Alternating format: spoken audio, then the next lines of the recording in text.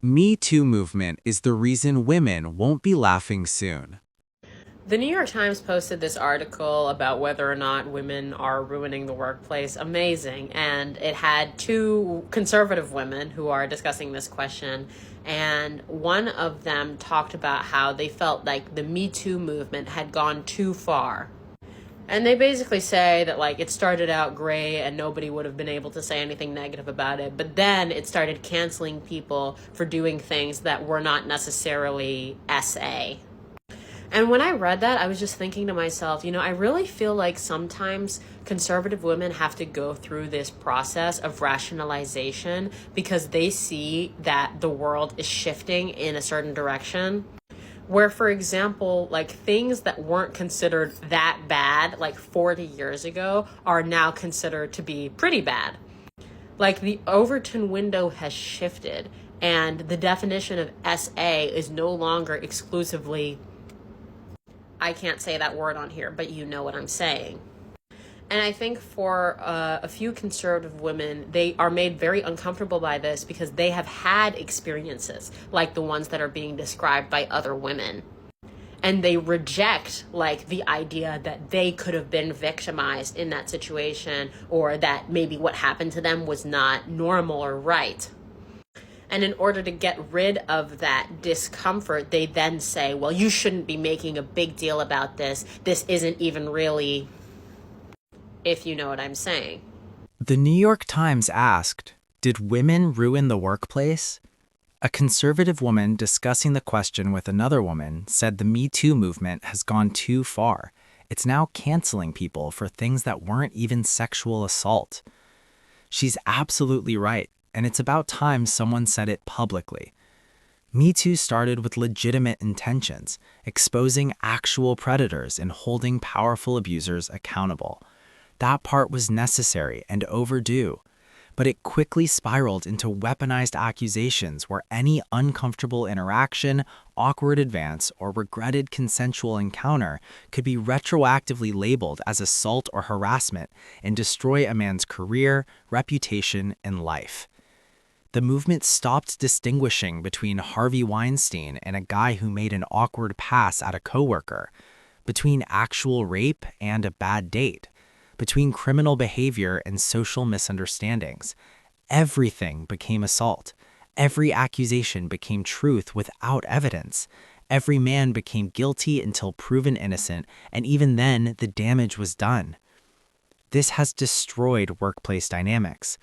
Men stopped mentoring women because being alone with a female colleague became a liability. Men stopped socializing with women at work events because one misinterpreted comment could end a career. Men stopped hiring women in some industries because the risk of a future accusation, valid or not, was too high. Women didn't ruin the workplace by entering it. Women ruin the workplace by creating an environment where men can't safely interact with them without fearing career destruction over subjective interpretations of normal human behavior. And now women are complaining about lack of mentorship, exclusion from informal networks, and difficulty advancing, all consequences of the fear-based culture Me Too created. You can't have it both ways. You can't demand men engage with you professionally while simultaneously holding the power to destroy them with an accusation that requires no proof and offers no defense. Men chose self-preservation. That's rational, not sexist. A lot of men are now leaving it up to women to ask for their phone number, pursue them, holler at them. And we talking about men over 40, right? And it's crazy to me because literally a generation before them, those men were the hunters and, you know what I'm saying, pursuing women. And I'm confused because I don't know what the hell happened. Is it the Me Too movement that fucked this shit up? Or is it the feminist movement, which none I am a part of, okay? I didn't ask for this shit. I'm trying to figure out who dropped the fucking ball, because now we got a whole bunch of men walking around here like they want to be the fucking women and we the fucking men. And it's tiring as fuck, honestly. You meet somebody and they really expect you to like hit them up. They don't do shit no more. And it's really sad that we have these type of men now. But I don't know if it's our fault, not me personally, but women's fault as a whole, because we kind of made these motherfuckers like this. You know what I'm saying? Like, scared to approach us, scared to say shit, scared to, like, even be intimate with you. Men are naturally meant to be the hunters, and women are the gatherers. Like, women don't even have a mental capacity to chase men like how a man is supposed to with a woman. You know what I'm saying? It ain't even in our nature to do it. But it's like we're being pushed into that. And it's not a natural thing. I'm ready for this shit to end. So I'm just trying to figure it out. I'm asking hard questions here. Like, what the fuck happened to these men out here? We need to go back to how it was. Because I don't know how many of y'all sisters is built for this shit. But honestly, I'm fucking not. Okay? We need to put out a fucking PSA. We need to get on a bullhorn and be like, wait a minute. We want to go back to how it was 10 years ago. A bitch is tired.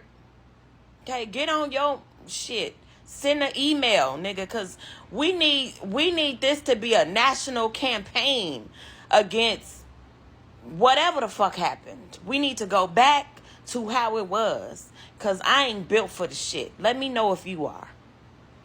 After getting played and taken advantage of, we just gave up. Just not worth the headache anymore. Rather just be one deep, worried about ourselves. 1, y'all chose the bear. 2, y'all told us to leave y'all alone. 3, when we approach y'all, we are disrespected and undermined. 4, y'all create movements that promote misandry and prop up gender wars. 5, we are tired of y'all failing to take accountability for your actions and the lack of emotional intelligence. And lastly is the false rape allegations and the nonsensical, batty, promiscuous culture. We are not scared. We just don't care anymore the way we used to. Either you like it or not, we're not wasting our time to chase. At least she's calling out women too. Those men who were once hunters pursued women who wanted to be hunted by men. Independent women don't need men. Have you seen the trend where men, mostly in comment sections, are complaining that if they're not like a 9 out of 10 or higher, that women just don't give them a chance and it's not fair and blah, blah, blah, blah, blah. I think it's so funny because for so long, women have had this insane pressure to look good all of the time. And it doesn't just determine our dating opportunities, it determines job opportunities, earning potential. Honestly, like every area of your life is affected by your appearance. And now that men are seeing the tiniest sliver of what we go through as women, now that we don't absolutely need them for survival and they actually have to bring something to the table, it's so funny to see their reaction and to hear them crashing out. Women have never needed to look above average to be successful, dating, or to get jobs. I don't know what world you are living in, but it's not reality. I think I actually really understand why men are not approaching women out. Beyond the fact that the dating apps have kind of ruined dating culturally. I also think the emphasis we've been putting on consent is scary. It should be. I think I would prefer that you are concerned and erring on the safe side. Obviously, this is an important conversation that had to happen. I understand, though, why men have gotten into their heads, especially men who care a lot about not making a woman feel uncomfortable, that they would just err on the side of caution and not approach a woman at all. Like, I understand that. It's only older women stating that men aren't asking women out. No one under 25 is complaining about this. Women said for years, leave us alone, do not approach me. It's not because you intimidate us. We were told we'd rather be with the bear. Do not approach us in the gym. Don't approach us in bars. Don't approach us in the store. Do not approach. So we listened, and now it's a problem. We're not avoiding women, we're avoiding heartbreak and divorce or jail time and lawsuits over false allegations. Again, I think that this is a lot of men's fear, is either they're being called creepy or the act of approaching a woman is inherently a creepy thing to do and is going to creep out a woman. There's like two sides to this, because the first side is like, okay, let's think about maybe why women would feel creeped out if a guy approached them. Because a lot of the times men haven't created safe emotional spaces for women. I think that's made a lot of women feel like they're on guard, and so they don't want men to approach them, or at least that's like what the perception is. So there is like one side of the coin where, well, yeah, the fact that there's a concern to begin with around creeping out women suggests that there's probably been like so many instances in life where men have literally creeped out women because they haven't created like safety and emotional safety. So that's one thing. But then the other side of this is like, to me, it's just sad to even think about how the act of approaching a stranger is perceived to be creepy. You know, if you're doing this in a way that's respectful and kind and with like a pure intention of just wanting to get to know someone better, or like for whatever reason that person kind of like, you know, catches your eye and your attention, why is it creepy to go and approach them and just say, hey, like, I'm blah, blah, blah, what's your name? Or just whatever, like anything that you observe and you talk to them about it. I don't know how people are ever going to get out of their bubble of their own little friend group, their own little circles, and expand and meet new people and put themselves out there if they don't just take the first step and like actually put themselves out there and make those new connections. It's really, you know, it's very sad for me to think about. It's because the woman isn't attracted to the guy approaching them. Women need to start initiating first conversations with men they find attractive so men know it's okay to talk to them. There still is a level of accountability in the interaction that a woman needs to own. They need to be open to approach, and to do so without judgment of the man. She shifted that accountability to men by saying we need to create that space, but we cannot control how women feel. If women wish to be approached, be approachable. These conversations are always attempting to dodge the obvious truth. To enter a stranger's space and talk to them is to inherently impose yourself on them, no matter how gentle. The line between if that is welcome or distasteful is delineated by the attitude of the person on the receiving end more than the person making an approach to start the conversation. Okay, took a brief intermission for the holidays because obviously quality family time trumps everything. But I'm back, and today we're going to talk about the shortest date I've ever had, aka my 45-minute date from hell. It was hell for me. And before we go a minute further, this is not leprosy, it is self-tanner gone horribly fucking wrong. Just to preface, this was pre-Ted Bundy when I still let guys pick me up from my house on the first date. I don't do that anymore, so I don't need to hear it. And also back when I was still on the apps, and I am not on those anymore, so set the scene. So anyways, can't even remember the guy's name, but he's coming to pick me up and he texts me, he's like, I'm here. I'm like, fuck, I'm not even ready yet. So I'm like, why don't you come inside? I'll pour you a glass of wine while I finish getting ready, take my dog out, blah, blah, blah. So he comes in and I'm just going to address the elephant in the room, which is that I got catfished. Okay, I believed I was going on a date with like a knockoff Brandon Sklinner. And what walked in and was standing in my living room was the product if Gumby and Johnny Bravo boinked uglies. Nothing wrong with that. I'm just saying if I Photoshop double D's and put it on my profile and then I show up and I'm concave, you'd be a little thrown off too, right? Right. I go anyways because looks are not everything, and also I look fucking hot. I need to be out in public. I need to be outside on the streets. So we're sitting in the car, we're driving to our destination, and he's a finance guy, of course. And so I start asking him, I'm like, what do you like to do in your free time? And he goes, I produce music in my free time. And I had like a fucking flashback of college, and I was like, lovely. And so I asked him, and I'm like, okay, well, what type of music do you like to produce? And he says, I'm really into the 1940s. Hold up, back it up, and park it. I didn't even know that they made music in the 1940s, and maybe that's just me being ignorant, but I was also born in 99. So obviously I'm like, oh, cool, you know, like, what kind of music was in the 1940s? He proceeds to play me some of his 40s beats. They weren't bad, but they weren't great either. It was an 8-minute drive. I was like, I will suffer in silence. God's strongest soldier. We finally get to where we're going for our date and pull up. There's a spot right out front, but he has to parallel park. Not in his skill set. He pulls in, taps the car in front of him. I look at him for a second. I don't say a word. He doesn't either. Then he goes and he backs up, hits the car behind him too. So we've hit both cars. Now we've committed crimes. Now I'm invested. So after the felonies were committed, I get out of the car, we go inside. We're sitting at an L-shaped bar. This is important for later. We're sitting right here, okay? I order a fat glass of wine. He kind of looks at me funny. I look at him funny because what are you looking at? And the date just kind of escalates from there, right? I mean, he didn't ask me a single question about myself, just talked about himself the entire time and about the 40s a lot. And I was like, okay, I'm over it at this point. So I'm sitting there doing the Lord's work, acting like I'm invested, and in walks in my ex-boyfriend. Awesome. Granted, this was like my most recent ex-boyfriend, right? We broke up a month prior to that, and I was still so in love with him because we broke up for nothing other than like neither of us were in the headspace to be in a relationship. So he walks in, I'm like, holy fuck. And stomach drops him out my vagina. Where does he sit, you might ask? Remember that L-shaped bar I was talking about? Yeah, he sits right here. So he's facing me. He hasn't even seen me yet, but boy, have I clocked him.